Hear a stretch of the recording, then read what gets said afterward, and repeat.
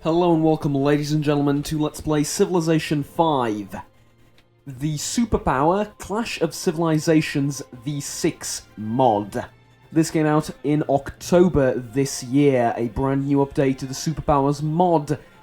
By far my favourite mod in Civilization V, and with the recent release of Civilization VI, which, for me personally at least, on a very subjective level, was a little bit underwhelming. I figured it would be fun to go back in time a little bit and play Civ 5 with this fantastic mod. In my, again, infinitely subjective and personal opinion, Civilization 5 with the Superpower Clash of Civilizations mod is a far greater and more in-depth game and just a better strategy game than Civilization 6 initially. The Civilization 6 that is initially released. How Civ 6 will develop later, I don't know, but this series is not about that game. So, we will Let's Play as Russia. Now, where is Russia? Reason being, Russia is one of those civilizations that, well, okay, so let me put it like this. Most, well not most, but a huge amount of these civilizations have been reworked completely. This is in the version 6 of this mod, the one that came out a couple of weeks ago. For example, they have new unique units, new mechanics and stuff like that. Some civilizations do not have this. Some civilizations kept their initial bonuses. But Russia is one of those that has been changed, and they've been changed to now have the T-80 as the armored unique unit. The Sukhoi Su-27. Say that? Yeah, I think that's how you pronounce it. Anyways, Sukhoi Su-27 and the Kirov class battlecruiser. Those are its unique units, as well as the Bolshoi Theater. I think that's how you pronounce it. And the reason for me playing Russia is I played the United States in the previous game, so in the interest of keeping neutral karma and all that, I will play as Russia on a huge map. The difficulty is something I've been debating with myself quite a bit. The difficulty here is completely reworked, as you can see. Level 1, Microstate, is equivalent to Prince. Level 8 is just insane. I do not like cheating AI, which is why I'm considering playing on 3 or, 4 or maybe even 3, and I'm leaning towards difficulty 3 right now. The AI has been reworked in this mod, and the AI is a lot better than it was previously. We're going to play at epic speed. Actually, we're going to play at... yeah, we're going to play at epic speed. But other than that, I'm also going to start at the classical era. As you can see, there is a new era added, the future era, and the World War era as well. That's all fun and interesting. We're going to start from the classical era, a bit of an accelerated start, if you will. These are all going to be random, and now I will allow... no city raising? No, let's keep city raising. New random start? No, this is all fine. We're gonna keep it like this, all 5 victory types. And, yeah,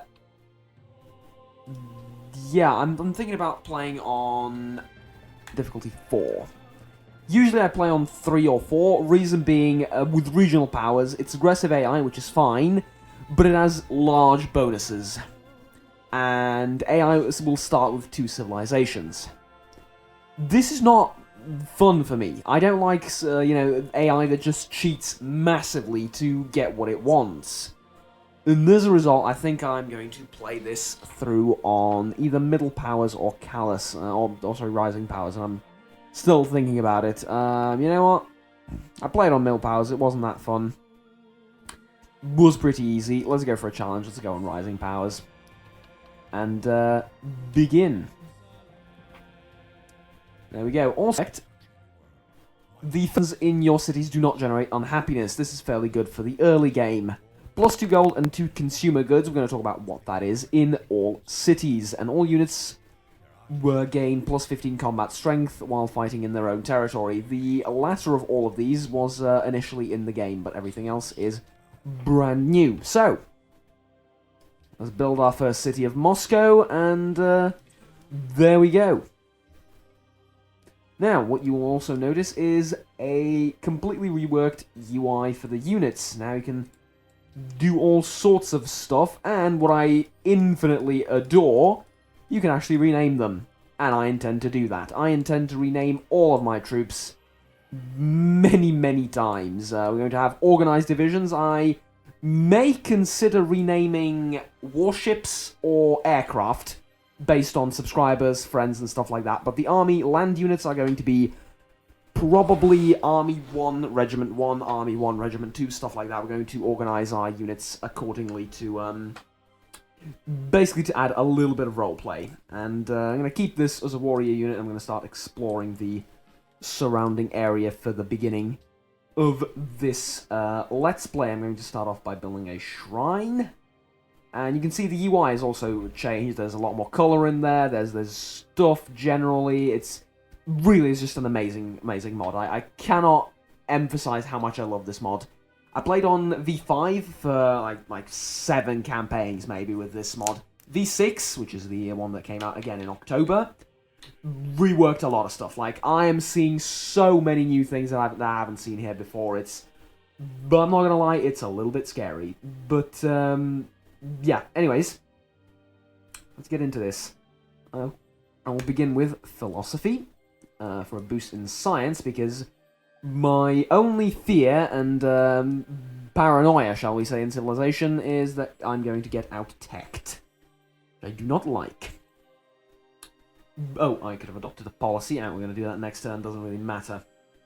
Right, so, as we, do the basics here and do our first few turns of running around, exploring the map, what you usually do, let me tell you a few more words about the Let's Play itself. This is not going to be a particularly long series. I don't expect this to last incredibly long, and how frequent these videos happen, I do not know either. I'm going to go for liberty, and some of you may find that ironic. I think that would be a cruel joke. One free worker appears on... I think we're going to go for production. Yeah, I build buildings so often, like, production is going to be basically key. And then a watermill or a temple. Should I just rush for a religion? No. Let's balance it out a little bit. Right, videos of this might not happen every day, though, again, I'm not sure, it depends on how busy I am. I also have Stellaris to record, which is by far one of my most successful series, so, that's keeping me preoccupied quite a bit, but, I have a lot of fun playing this game, and I have a lot of fun playing this mod specifically, so, I'll see just how often these videos pop up. It might be every day, it might be every other day. Depends on how well it's received, I suppose. But yeah, anyways. Other than that, like I said, I don't expect this to be a super long Let's Play. Maybe around what I'm getting at, let me elaborate a bit. What I'm getting at is I'm not going to play it to the very end. I'm not going to play it to probably the modern era. Again, again, it depends on a lot of factors, namely how much you guys want to see, but I'm thinking that by the point I start steamrolling everyone, and by the point I remove any sort of challenge from the game, any real challenge from the game, I might as well stop. But, there is a lot to be determined yet, so, we'll see, I suppose. What I'm getting at here is I think that we've started relatively where Russia would be. I'm thinking this is somewhere in Asia, right? Somewhere in, basically I'm thinking up here is Siberia. But I could be wrong. This could be somewhere in the continental United States. Oh, sorry, somewhere in near Canada. On, like, the northern edges of Canada. Though I really don't know. Yeah, we want this to be a coastal city, absolutely. Something I perhaps didn't exactly mention is that these units can now be called to arms. Now, there are a few tweaks to it. It's far better to build your own units rather than mobilize, but if you don't have a choice, then, well, you don't. This arms the worker unit and transforms it into a militia unit. This order is free, but must be performed inside friendly territory. The new militia unit will receive no free experience and cannot move till the next turn. But it basically turns it into a military unit, and you can convert it back into a civilian unit as well, if need be. That's a little bit of extra, extra depth to the entire mechanic of defending your territory and defending your cities, which is mostly what Russia is all about, considering that their units receive a fairly decent combat bonus when fighting inside their own territory. Right, but what I'm most looking forward to, yeah, I think this is exactly where Moscow is. This looks to me like Finland, and then like Scandinavia would be in this direction. Well, the entire thing would be Scandinavia, like Sweden and Norway up here. But if true, then this is exactly where Moscow is, roughly. I think it will be maybe like a bit down here, but roughly exactly where Moscow is. I'm going to build a caravan, and as you can see, this costs 1 consumer goods. Don't ask me what consumer goods are exactly. I have not touched upon them ever. Yeah, quite literally ever. I've never touched upon consumer goods. This is something entirely new to me, so we'll see, I suppose. I'm thinking it's kind of the commerce thing or another resource added to the game. I really don't know. But it's just an extra layer of complexity that a lot of people found lacking in Civilization, so this mod definitively makes it a lot more complex. And yeah, I'm exactly where Moscow would be. That is hilarious. That is great start, actually. That is, okay, jokes aside, fantastic start. Perfect start, exactly where I want to be. This is just absolutely perfect. Yeah, I'm speechless. Genuinely speechless. I'm going to build another worker unit and start improving all these resources. As you saw, I started on the standard resources thing. Standard biome, standard starting areas and whatnot, but I'm just apparently especially fortunate. Now, to keep with the spirit of Russia, I will go with religious settlements. Now, this now offers 50% faster border growth. Pretty confident it used to be 25%, which should mean that these have been boosted, right? In fact, yeah, I think all of these have been boosted a little bit. Like, +4 faith from natural wonders. I think it used to be a bit less than that, though. Don't quote me on any of that, but yeah, religious settlements, definitively. Then, do we want to build a army, or do we want to focus on other things? Probably want to focus on other things in life, such as a caravanserai. No, I want to build a caravanserai in Moscow, probably, and keep granary, then, I suppose, over here. And a road as well to connect the two is going to be very vital. I do love my roadworks. Plantation, there we go.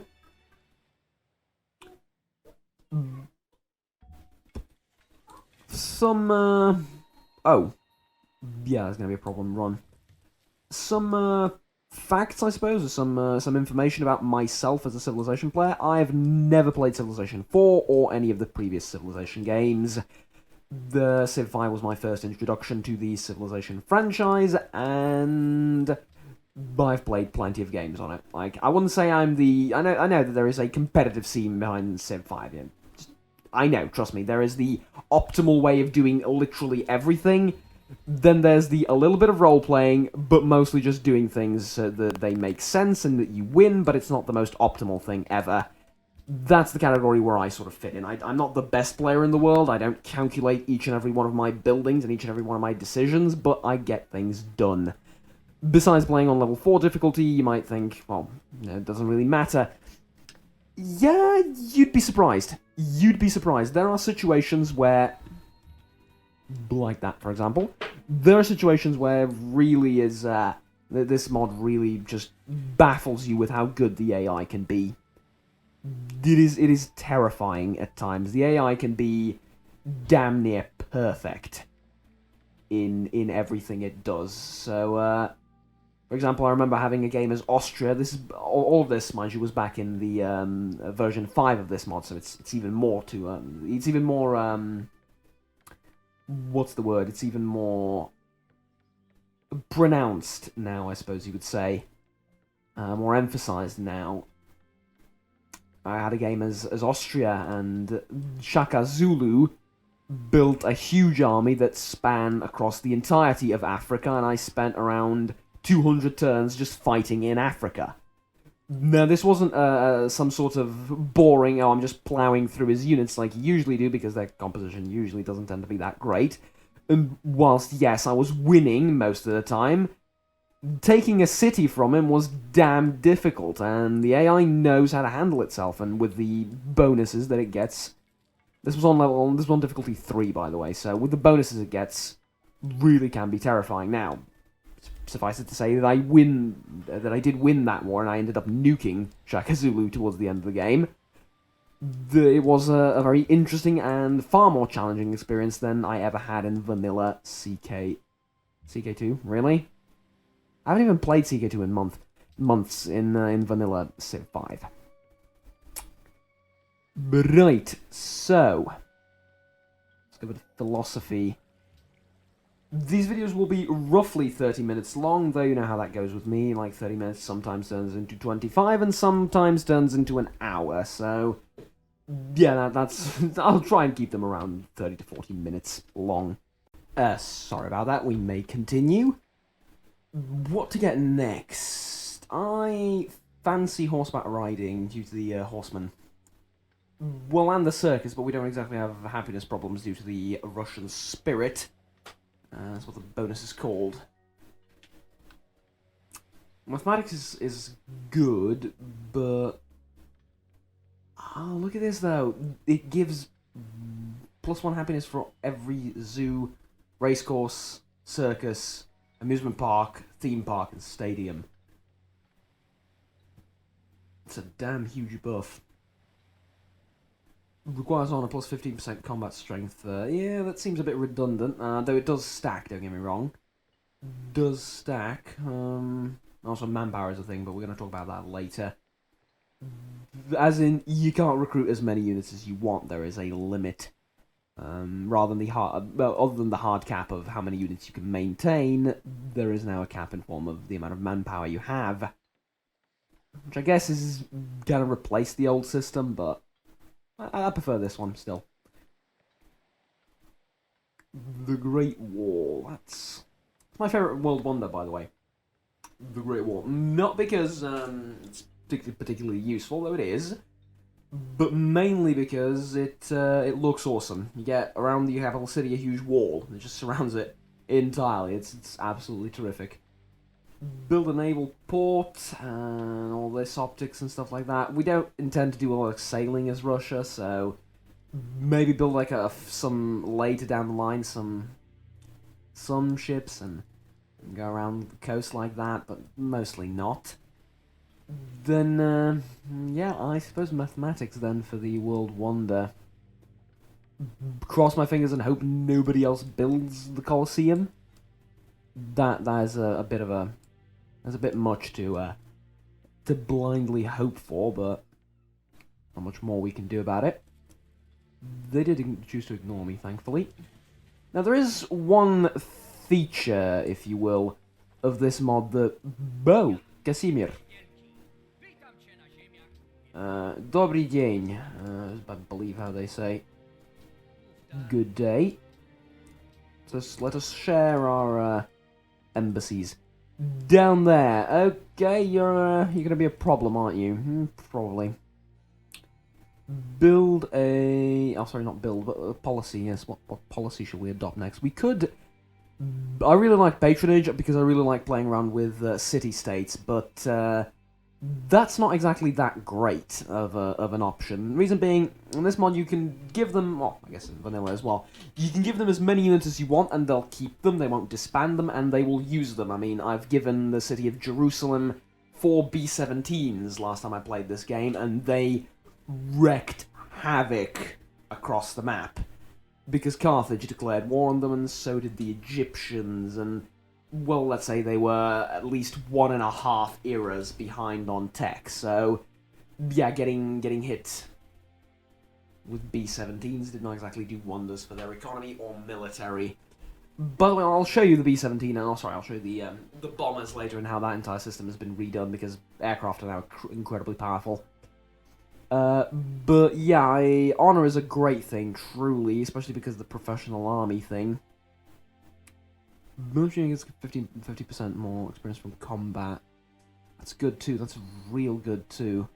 Military code and all heavy mounted units and tank units. Ah, see this? Yeah, I will adopt honor. It used to be only all mounted units, and it didn't specify whether tank units are a part of it or not, and they weren't.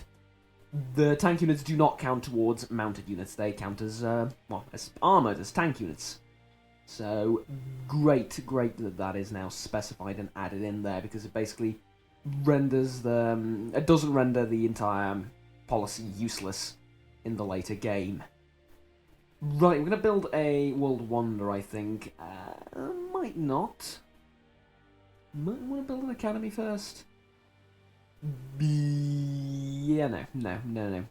Let's see, Colossus, what does it do? Because this has been changed entirely, so...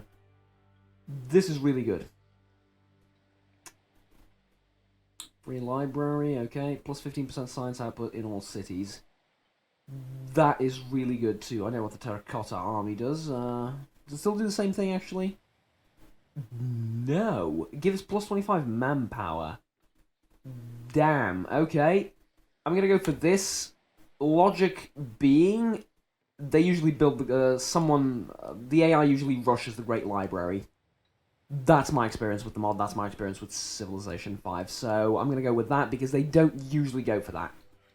No idea why, they don't really prioritize it, shall we say, so, yeah, let's use that to our advantage. There's a few barbarian brutes there, let's stay out of their way for now. T, okay, and iron. Don't exactly need iron, but certainly I'll take the T. And I don't need iron because I'm building, I'm exploiting a deposit up there. You're offering me... Oh, I have 2 furs, okay. Sure. Sure, that's a great deal. Usually furs are worth around 6 gold, and you're giving me extra, so... Yeah, absolutely. Okay. I might be able to... Boo, that's not a lot of damage. I will admit, that is a surprising lack of damage. Only 5 defense, really? I did not exactly... Wow. Can I buy a unit? Yes, I can. A warrior is only 90 gold. Swordsman's 360. Galley is... Why can I not buy an archer? Oh, I need a barracks. Okay, barracks, and then... Spearman, sure. Spearman, why not? The icon for Spearman has also changed. Boots have a damage of... a strength of 16. A strength of 6. I'll get it wrong eventually. The Spearmen have a strength of 18. That's a large difference. Anti-mounted unit, yeah, I expected as much. Right, well, let's rename it. First Army, First Reg... Oh! It's limited. Okay, so let's do it like this. First Army, First Regiment. Does that leave me, though, with enough space if I want to build 3 armies? That's what I want to check. So, in case we have, like, 3 armies... 3 regiment. No. Let's use Arabic, then. First Army... First Regiment. We could do, like, 9th Army and 99th Regiment. Yeah, there we go. Good. I don't intend to have 99 regiments, but it's good to have your options open. First Army, First Regiment. There we go. Have I mentioned how happy I am that I can rename them like this? It is a blessing. It truly is a blessing. Let's attack with these guys first to get some bonus experience, and then crush them with the spearmen from the flank. There we go. Yep, didn't expect much in the way of resistance there. Build that, and you can go and repair the citrus that a... It's not a farm, it's It is not so much for its beauty that the forest makes a claim upon men's hearts, as for that subtle something, that quality of air, that emanation from old trees that so wonderfully changes and renews a weary spirit. Alright. Well then, if the AI lets me rush all of these world wonders, then I'll be an extremely happy man, though I highly doubt that I'm going to be able to build much more of them. But you never know, I suppose. Also, I should have mentioned one of the key, well, yes, that's correct. One of the most important aspects of this mod, English, sorry. The units now stack on top of each other. Two of them, in fact. You can have two military units stacked, one on top of the other. That's important considering the amount of military that you're going to be dealing with fairly soon. Yes, during the Renaissance period, and especially after that, in the when you get your first gunpowder units, then you're gonna have a huge. And you usually do have a huge amount of units on the battlefield. So, yeah. That's very useful to be able to stack them on top of each other, and it creates some very interesting gameplay things and gameplay situations and decisions for you to make. But anyways, that's all we have time for in the first episode. I want to keep this one a little bit shorter. Ladies and gentlemen, thank you very much for watching. If you enjoyed this video and want to stay tuned with more, please remember to like and subscribe down below, as it will enable you to do just that. Until next time, my name has been Juggernaut, take care, and bye-bye.